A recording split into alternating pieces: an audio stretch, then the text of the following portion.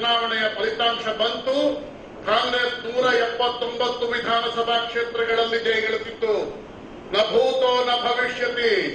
ಕಾಂಗ್ರೆಸ್ ಅಷ್ಟೊಂದು ಭಾರಿ ಪ್ರಚಂಡ ಜಯದಿಂದ ಗಳಿಸಿತ್ತು. ಯಾರು ಮುಖ್ಯಮಂತ್ರಿ ಆಗ್ತಾರೆ? ಎಲ್ಲರೂ ಅತ್ಯುನ್ನತ ಮಹಾರಥರು. ಆ ಕಡೆ ನೋಡಿದ್ರೆ ವೀರೇಂದ್ರ ಪಾಟೀಲ್, ಈ ಕಡೆ ನೋಡಿದ್ರೆ KH ಪಾಟೀಲ್, ಅಲ್ಲಿ ನೋಡಿದ್ರೆ SN ಕೃಷ್ಣ, ಆ ಕಡೆ ನೋಡಿದ್ರೆ ಬಂಗಾರಪ್ಪ, ಇನ್ನೊಂದ್ ಕಡೆ ಧರ್ಮ್ ಸಿಂಗ್, ಇನ್ನೊಂದ್ ಕಡೆ ವೀರಪ್ಪ ಮೊಯ್ಲಿ. ಎಷ್ಟೊಂದು ಜನ ಮುಖ್ಯಮಂತ್ರಿ ಗಾದಿಗೆ ಸ್ಪರ್ಧಿಗಳು.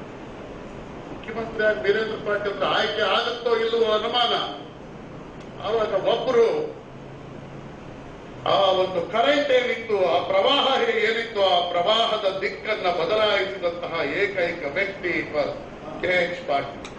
ಕರ್ನಾಟಕದ ಜನತೆಗೆ ಗೊತ್ತಿದೆಯೋ ಇಲ್ವೋ? ಸಚ್ಚಿದಾನಂದ ಮೂರ್ತಿ KH ಪಾಟೀಲ್ ಅವರ ಮನೆಯಿಂದ ಕರ್ಕೊಂಡು ರಾಜಶೇಖರ ಮೂರ್ತಿ ಅವರು ಫಸ್ಟ್ ರಾಜಶೇಖರ ಮೂರ್ತಿ ಅವರು ಹೋಗಿ KH ಪಾಟೀಲ್ ಜೊತೆಯಲ್ಲಿ ಸುದೀರ್ಘ ಮಾತುಕತೆ ನಡೆಸಿದ್ರು. ನೆಕ್ಸ್ಟ್ ಡೇ KH ಪಾಟೀಲ್ ಸಚ್ಚಿದಾನಂದ ಮೂರ್ತಿ ಅವರ ಕಾರ್ನಲ್ಲಿ ವೀರೇಂದ್ರ ಪಾಟೀಲ್ ಮನೆಗೆ ಬಂದ್ರು. ಬಂದ ತಕ್ಷಣ ಏನ್ ಮಾಡುದು? ವೀರೇಂದ್ರ ಪಾಟೀಲ್ ಟೈಮ್ ಅಂದ್ರೆ ಟೈಮ್ 8:30 ಅಂದ್ರೆ 8:30. ಅದಕ್ಕಿಂತ ಅವರು ಕರೆಕ್ಟ್ ಆಗಿ 8:30ಗೆ ಬರೋದು. 8:30ಗೆ KH ಪಾಟೀಲ್ ಮನೆ ಪ್ರವೇಶ ಮಾಡಿದ್ರು. ವೀರೇಂದ್ರ ಪಾಟೀಲ್ ಅವ್ರ ಹಾಲಲ್ಲಿ ಕೊಡ್ತಿದ್ರು. KH ಪಾಟೀಲ್ ಏನ್ ಮಾಡಿದ್ರು ಗೊತ್ತಾ? ದೀರ್ಘದಂಡ ನಮಸ್ಕಾರ ಮಾಡಿದ್ರು Virendra Patil. That was the greatness of Ali. ಅಹಂಕಾರ ಅನ್ನೋದಿಲ್ಲ, ನನಗಿಂತ ಕಿರಿಯರಿಲ್ಲ, ಶಿವಶರಣರಿಗಿಂತ ಹಿರಿಯರಿಲ್ಲ ಅನ್ನುವಂತಹ ಉದಾತ್ತವಾದ ಮನೋಭಾವವನ್ನ KH ಪಾಟೀಲ್ ಹೊಂದಿದ್ರು. ಅವತ್ತು KH ಪಾಟೀಲ್ ವೀರೇಂದ್ರ ಪಾಟೀಲ್ರಿಗೆ ಒಂದು ಭರವಸೆಯನ್ನು ಕೊಟ್ಟರು. ಸಾಹೇಬರೇ, ನೀವು ಮುಖ್ಯಮಂತ್ರಿಯಾಗಿ ಕರ್ನಾಟಕಕ್ಕೆ ದಕ್ಷತೆ ಪ್ರಾಮಾಣಿಕತೆಗೆ ಹೆಸರಾಗಿದ್ದೀರಿ. ನನ್ನ ಬದುಕಿನಿದ್ದಕ್ಕೂ ಇದನ್ನ ಪ್ರತಿಪಾದಿಸಿಕೊಂಡು ಬಂದಿದ್ದೀನಿ. ನಿಮ್ಮಂಥವರು ಕರ್ನಾಟಕದ ಮುಖ್ಯಮಂತ್ರಿ ಆಗ್ಬೇಕು. ನೀವು ಮುಖ್ಯಮಂತ್ರಿ ಆಗಿರುವವರೆಗೂ ನಾನು ದುಡ್ಡಿ ಪಿಟ್ಟಕ್ಕೆ ಅನ್ನೋದಿಲ್ಲ. ನೀವು ಮಂತ್ರಿಗಿರಿ, ಕೊಟ್ಟರು ನಿಮ್ ಜೊತೆ ಇರ್ತೀನಿ, ಕೊಡದೇ ಇದ್ರು ಇರ್ತೀನಿ ಅಂತ ಹೇಳಿ ವೀರೇಂದ್ರ ಪಾಟೀಲ್ರಿಗಿದ್ರು. ಪ್ರಾಯಶಃ KH ಪಾಟೀಲ್ರು ವೀರೇಂದ್ರ ಪಾಟೀಲ್ರ ಜೊತೆ ವೀರೇಂದ್ರ ಪಾಟೀಲ್ರಿಗೆ ಕೈ ಬಿಡುತ್ತೆ ಇದ್ದಿದ್ರೆ, ಹೆಗಲಿಗೆ ಹೆಗಲನ್ನ ಕೊಡದೇ ಇದ್ದಿದ್ರೆ ವೀರೇಂದ್ರ ಪಾಟೀಲ್ರು ಅವತ್ತು ಮುಖ್ಯಮಂತ್ರಿ ಆಗೋದು ಕಷ್ಟ ಇತ್ತು. ನಾನು ಜೊತೆಲಿದ್ದು ನಾನು ನೋಡಿದ್ದೀನಿ ಪ್ರತಿಯೊಂದು ಘಟನಾವಳಿಗಳನ್ನ. ನಮ್ಮ ME ರಾಜಶೇಖರನ್ ಅವರಿದ್ದಾರೆ ಇದ್ರು. This is the greatness of KH Patil.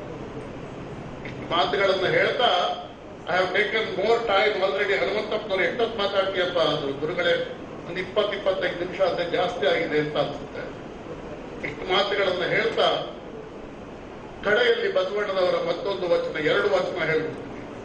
ನುಡಿದರೆ ಮುತ್ತಿನ ಹಾರದಂತಿರಬೇಕು, ನುಡಿದರೆ ಮಾಣಿಕ್ಯದ ದೀಪ್ತಿಯಂತಿರಬೇಕು, ನುಡಿದರೆ ಸ್ಫಟಿಕದ ಶಲಾಕೆಯಂತಿರಬೇಕು, ನುಡಿದರೆ ಲಿಂಗ ಮಚ್ಚಿ ಅಹುದಹುದೆನಬೇಕು, ನುಡಿಯೊಳಗೊಂದಾಡಿ ನಡೆಯದಿದ್ದೊಡೆ ಹಿಡಿದಿದ್ದ ಲಿಂಗ ಘಟಸರ್ಪವಾಗುವುದು ಕೂಡಲ ಸಂಗಮ ದೇವ ಅನ್ನುವ ಮಾತನ್ನ ಬಸವಣ್ಣನವರು ಹೇಳಿದರು.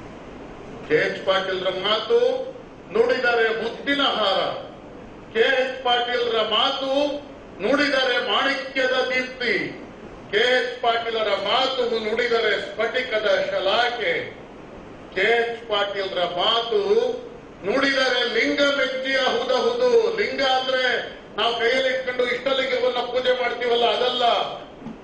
ಬಸವಣ್ಣನವರ ಪರಿಕಲ್ಪನೆಯಲ್ಲಿ ಲಿಂಗ ಅಂದ್ರೆ ಜನರ ಹಿತಕ್ಕೆ ನಾವು ಬದ್ಧರಾಗಿದ್ದೀವಿ.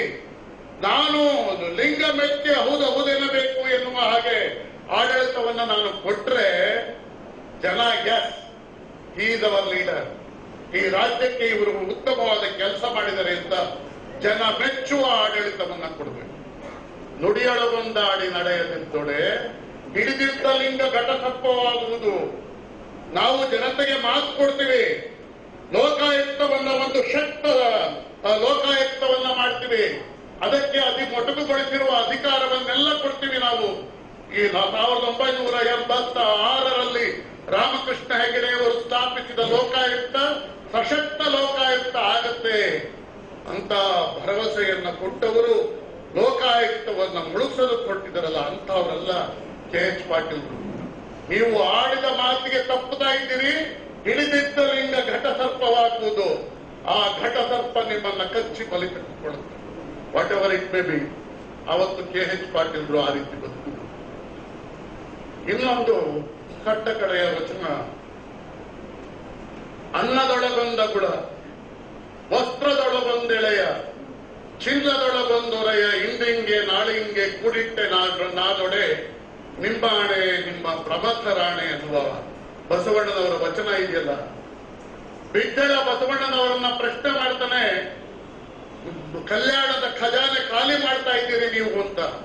ಆವಾಗ ಬಸವಣ್ಣ ಹೇಳ್ತಾರೆ, ಅನ್ನದೊಳಗೊಂದ ಗುಣ, ವಸ್ತ್ರದೊಳಗೊಂದೆಳೆಯ, ಚಿನ್ನದೊಳಗೊಂದೊರೆಯ, ಹಿಂದಿಂಗೆ ನಾಳಿಂಗೆ ಕೂಡಿಟ್ಟೆ ನಾದೊಡೆ ನಿಮ್ಮಾಣೆ ನಿಮ್ಮ ಪ್ರಮಥರಾಣೆ ಎನ್ನುವ ಮಾತನ್ನ ಬಸವಣ್ಣ ಹೇಳಿ. KH ಪಾಟೀಲ್ರು ಅಷ್ಟೇ, ಅನ್ನದೊಳಗೊಂದ ಗುಳ, ವಸ್ತ್ರದೊಳಗೊಂದೆಳೆಯ, ಚಿನ್ನದೊಳಗೊಂದೊರೆಯ, ಅದನ್ನ ಅವರು ಕೂಡಿಡ್ಲಿಲ್ಲ.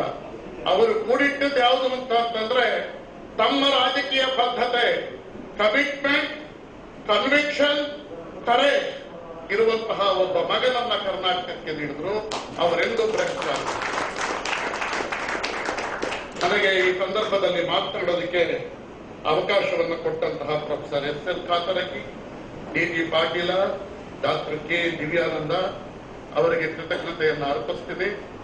ನಮ್ಮ ಹಿರಿಯರಿಬ್ಬರು 89 ವರ್ಷದಲ್ಲೂ ಇಷ್ಟೊಂದು ಚಟುವಟಿಕೆಯಿಂದಿರುವಂತಹ MV ರಾಜಶೇಖರ್ ಅಂಡ್ ಹನುಮಂತಪ್ಪ ಅವರ ಆಶೀರ್ವಾದ ನಮ್ಮಂತಹ ಹಿರಿಯರ ಮೇಲೆ ಸದಾಕಾಲ ಇರಬೇಕು ಅಂತ ನಾನು ಕೋರ್ತೇನೆ. ಅಂಡ್ ನನ್ನ ಗೆಳೆಯರು ವೇದಿಕೆಯ ಮೇಲಿದ್ದಾರೆ, ಎಲ್ಲ ಗೆಳೆಯರಿದ್ದಾರೆ. ನಿಮ್ಮೆಲ್ಲರ ಶುಭ ಹಾರೈಕೆ ನಮ್ಮ ಜೊತೆಗಿರಲಿ.